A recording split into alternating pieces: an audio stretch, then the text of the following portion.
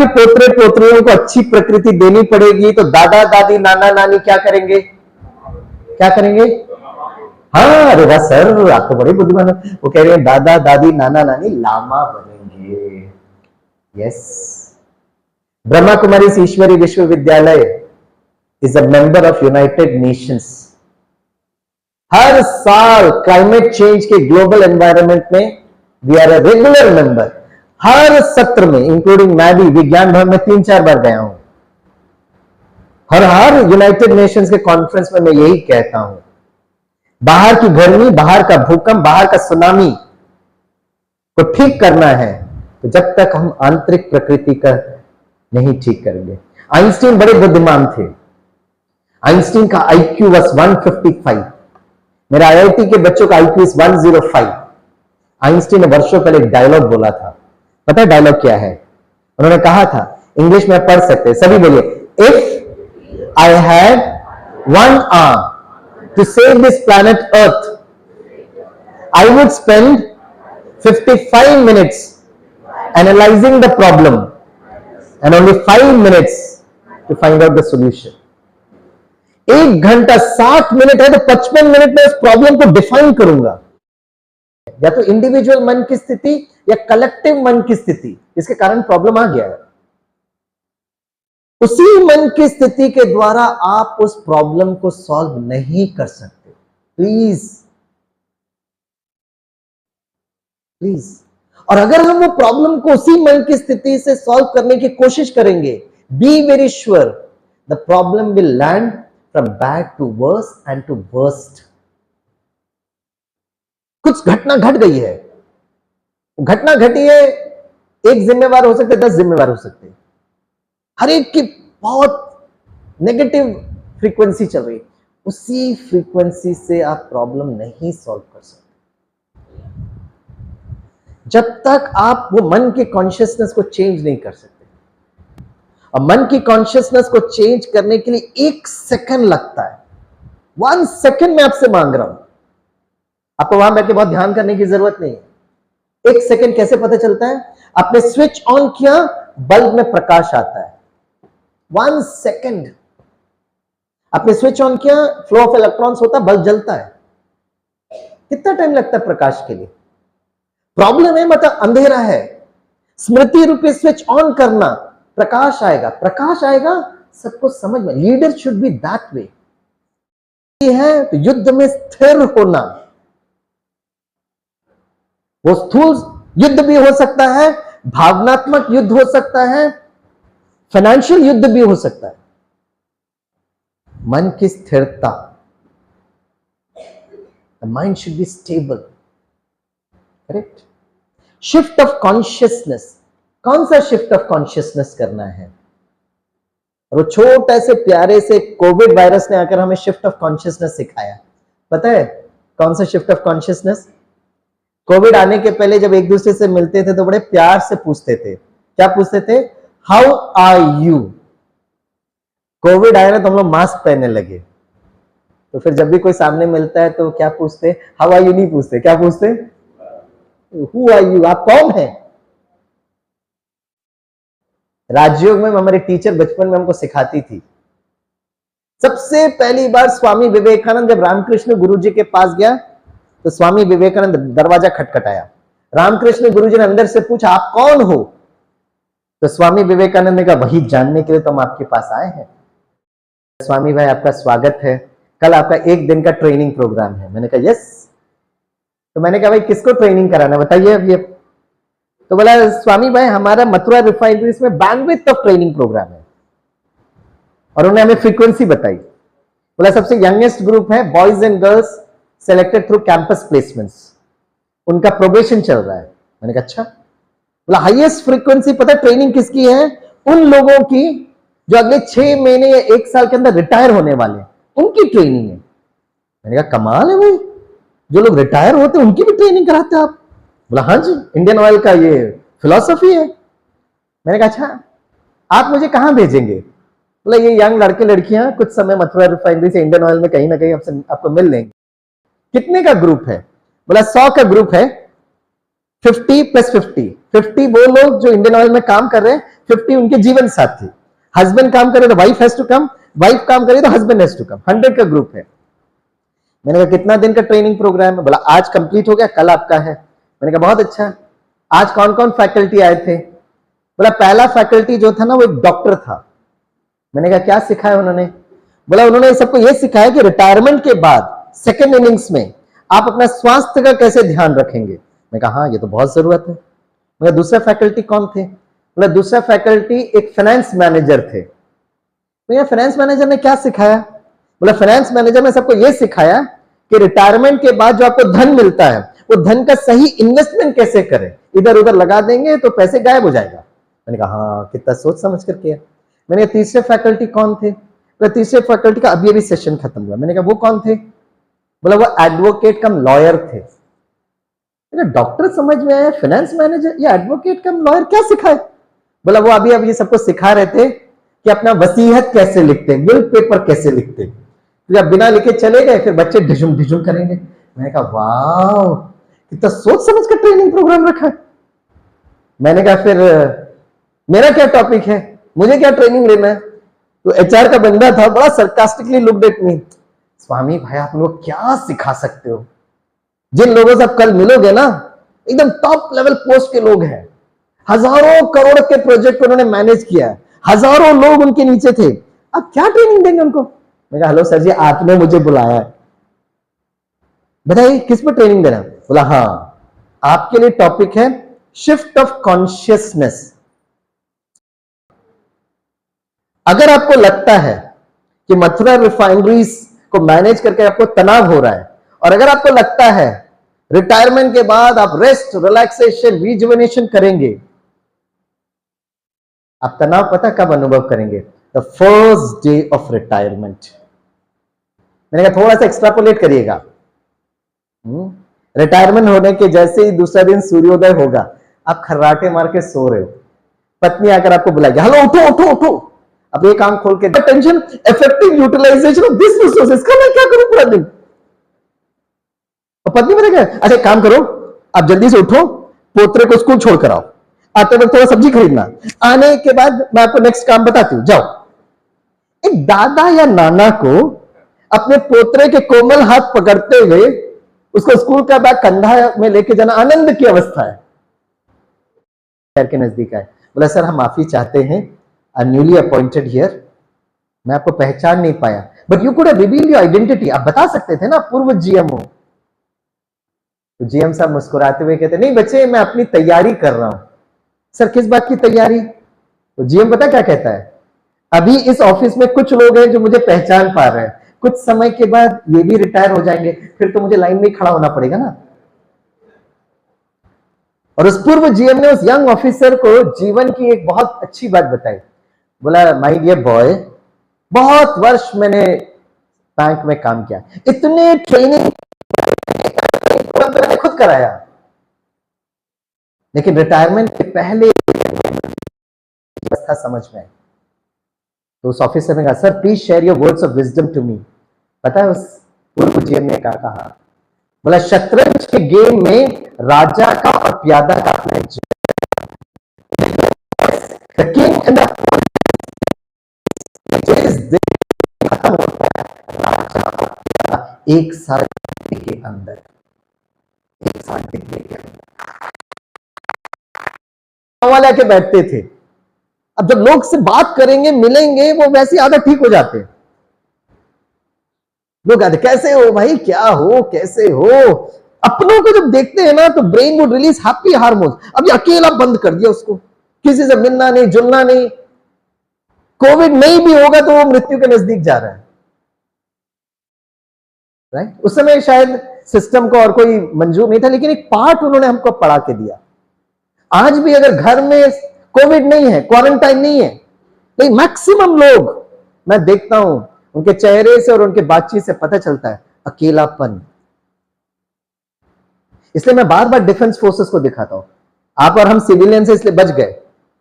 National NCRB का report कहता है, नेशनल क्राइम रिकॉर्ड ब्यूरो कहता है, खास करके पुलिस ऑफिसर्स के लिए, कि मैक्सिमम लोगों की death in the first 3 years of retirement होता है। क्यों?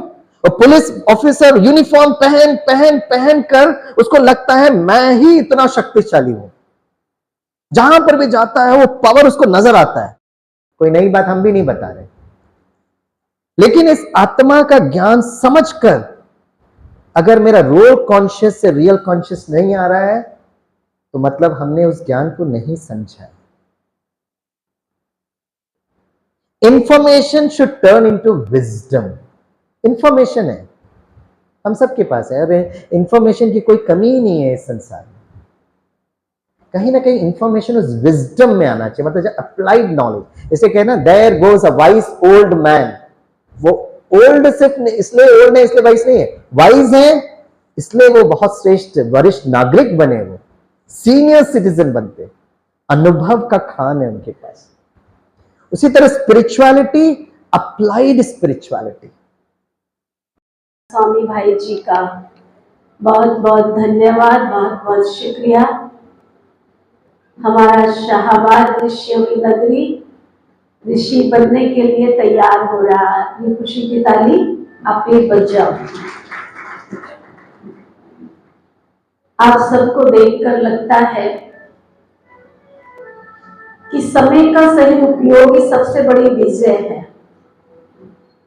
विजय नाम के भी यहाँ कहीं बैठे होंगे। एक तो सभी अपने आप के आगे विजय, जिनकी माताओं ने नाम रखा है विजय। समय का सही उपयोग ही सबसे बड़ी विजय है। जो समय की कद्र करता है, जो समय की कद्र करता है, वो हर चुनौती को पार कर सकता है, वो हर चुनौती को पार कर सकता है। प्रोग्राम, फंक्शन, कार्यक्रम में तालियां क्यों बजाते हैं मंजू बहन? और बार बार हम कहते हैं तालियां कौन बजाएगा? क्यों गणपत भाई जी? नाचते हैं, गाते हैं, तालियां बजाते हैं, क्यों? What is the reason? हाँ, रीजन है एक्टिव रहने का, शरीर को चुस्त दुरुस्त बनाने का। और जब तक हम चुस्त दुरुस्त नहीं होंगे, इस पर भी मैं थोड़ा रिसर्च कर रही हूं। ताली बजाने का जो मैंने बताया आप सबको, दोनों हाथ जोड़कर सही पोजीशन ताली की यही है। और जब हम किसी कार्यक्रम में बैठते हैं और दोनों हाथ से ताली बजाते हैं तो हमारा माइंड की जो नसें हैं, माइंड के जो ब्रेन तक वो ताली के जो प्रकंपन है वो वहां तक पहुंचते हैं और माइंड हमारा एक्टिव हो जाता है। और जो हम देख रहे हैं वो हमारे कानों के द्वारा अंदर अच्छी तरह से चला जाता है, मन मस्तिष्क में बैठ जाता है। क्योंकि दो बॉडी है हर एक व्यक्ति के पास, एक ये शरीर और एक सबकॉन्शियस बॉडी, सहज शरीर। आज हमने इस शरीर को तो बहुत कुछ किया है, लेकिन कॉन्शियस जो बॉडी है उसके लिए हम क्या कर रहे हैं? उसके लिए हम कहते हैं समय नहीं है, समय नहीं है, फुर्सत नहीं है, फुर्सत नहीं है, फुर्सत नहीं है।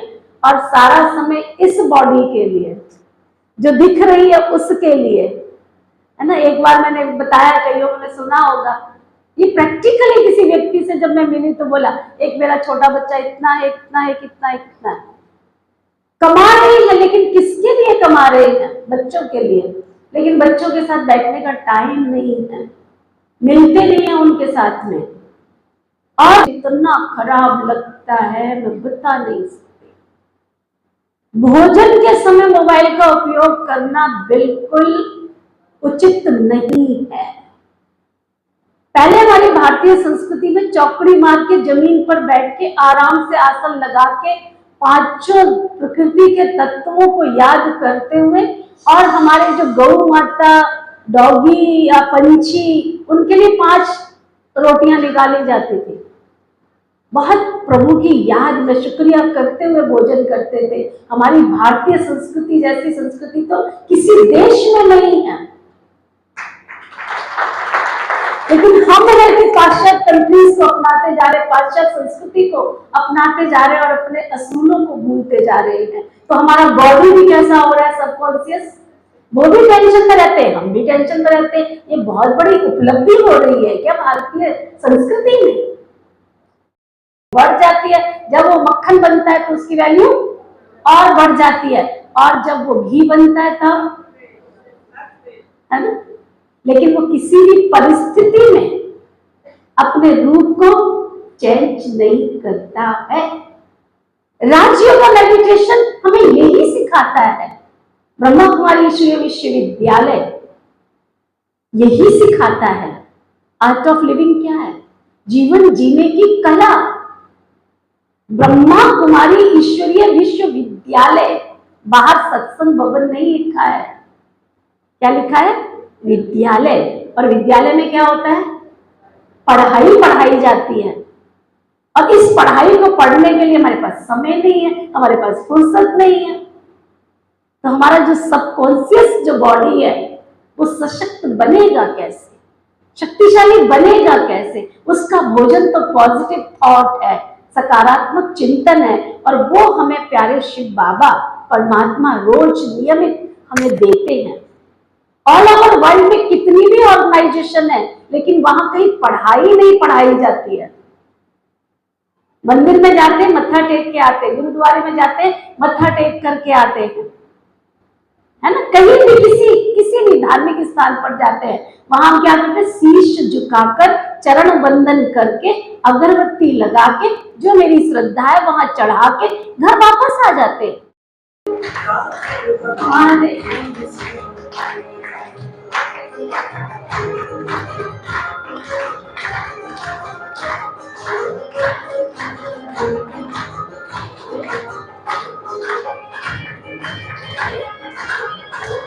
जो पीछे बैठे वो सभी आगे सोफे खाली, आप आइए। अभी के गेस्ट आप सभी है, उठ करके आ जाइए। जो भी भाई बहन पीछे बैठे कुर्सियों पर सब आगे आ जाए। ज्ञानचंद भाई, जो भी पीछे बैठे कुर्सियों पर सबको आगे बुला।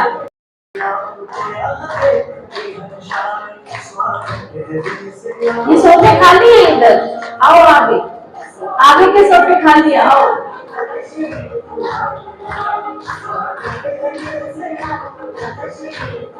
ज्ञानचंद इधर सोफे पर बिठाओ।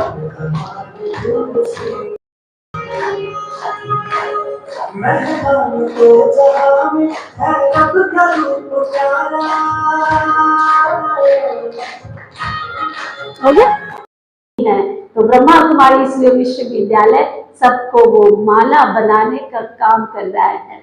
मैं छोटी थी तो मैं प्रदीप जी के गाने बहुत भाइयों का बहुत बहुत धन्यवाद। बहुत बहुत आभारी हूँ मैं निधि बहन और पीड़ा बहन का, जिन्होंने मुझे इतना सम्मान दिया और आप लोगों के सामने आज बड़े लंबी दिन के मुताबिक प्रस्तुत किया। मैं एक बात यहाँ जरूर कहना चाहूँगा कि हमारी निधि बहन जिसके पीछे लग जाती है, लगी जाती है, उसको भगवान की घर तक तो छोड़ के जाती है। जब भी मेरे को याद किया, मुझे सौभाग्य प्राप्त हुआ कि मैं इनके यहाँ आऊँ, उनकी बात सुनूँ।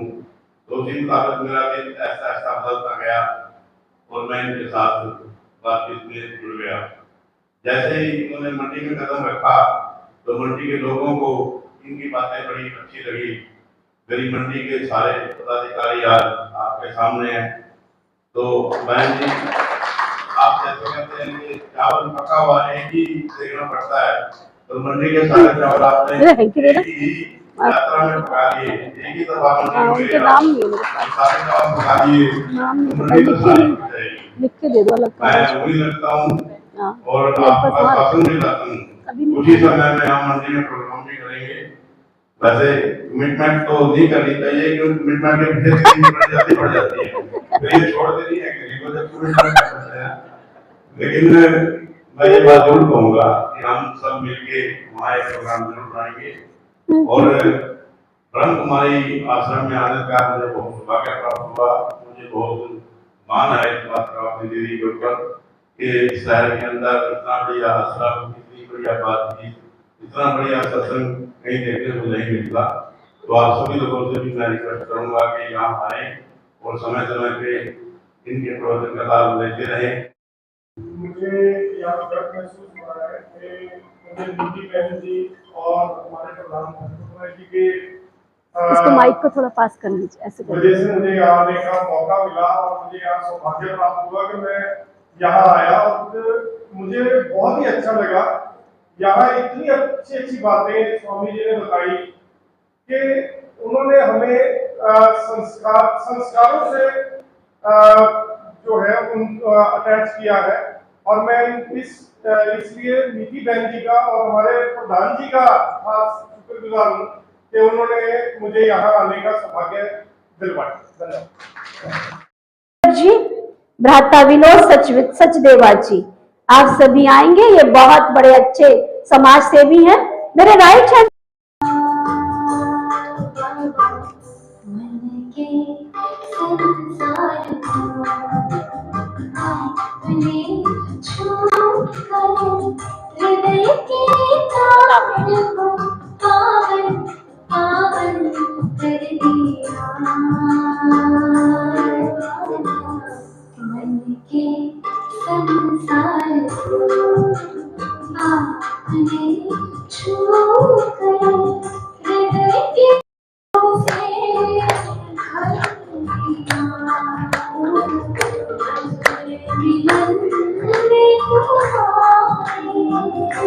आइए आइए, सब लोगों को दीपक जलाना है अपने नाम का। आज से ज्योति जग गई हम सबकी, और सभी लाइन में खड़े हो जाएंगे दीपक जलाने के बाद।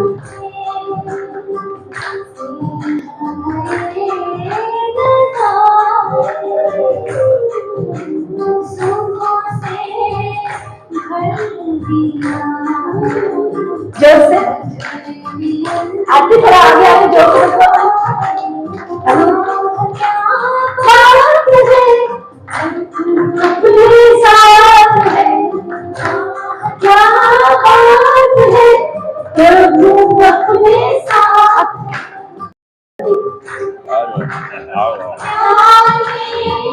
ताली बजाने चलेगी।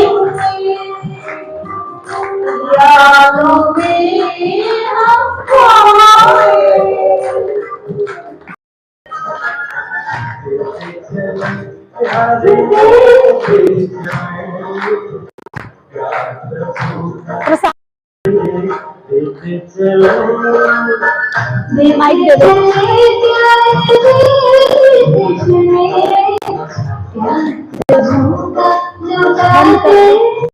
शाबाद में मेरा आगमन मेरी नीति बहन की वजह से हुआ है और मैं उनका बहुत बहुत आभारी हूँ कि उन्होंने परमात्मा की तरफ मेरी आत्मा को लगाया है।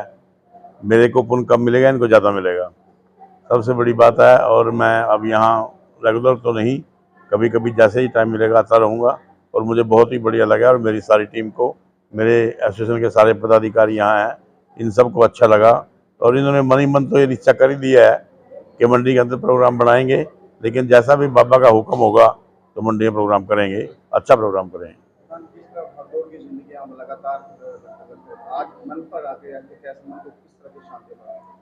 जो भाग दौड़ की जिंदगी में आदमी 24 घंटे, रावण का कलयुग है, इसमें भाग ही रहा है। आदमी अपनी शांति को भंग कर रहा है। अपनी शांति को प्राप्त करने के लिए अब बाबा के दरबार में आना तो पड़ेगा ही, सभी को आना पड़ेगा। मरने के बाद तो आदमी को फिर क्या मिलता है आगे दुनिया को पता ही नहीं है कुछ भी। लेकिन जाते जी अपने आत्मा को शांति करने के लिए यहाँ बाबा के दरबार में आना चाहिए।